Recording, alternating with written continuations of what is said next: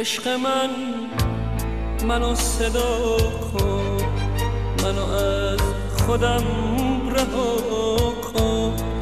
تو اجاق مرده دل آتشی تازه بپا کن. تو منو از نو بنا کن. عشق منو صدا کن، قصه‌مو بی انتها کن. رو به روت آینه بگذار، ابدیتی بنا کن. عشق منو صدا کن.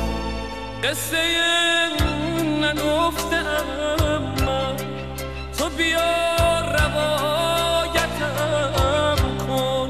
عشق مرمتم کن، از عذابم راحتم کن.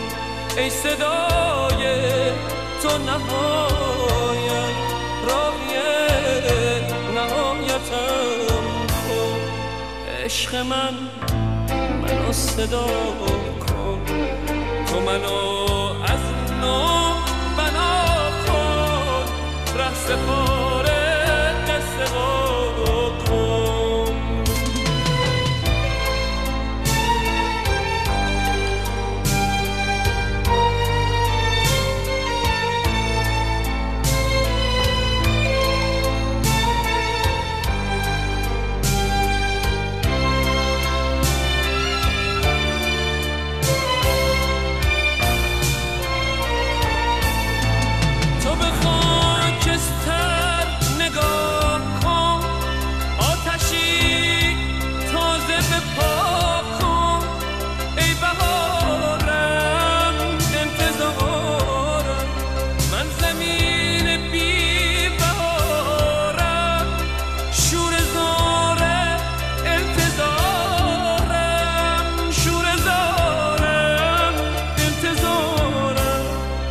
چهره شکسته دارم، روح و جسم خسته دارم.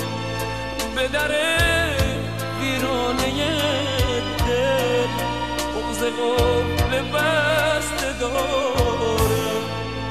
عشق منو صدا کن، منو از خودم رها کن. تو اجاق مرده دل آتشی تازه بپا کن. تو منو از نو بنا کن. عشق منو صدا کن، قصه‌مو بی انتها کن.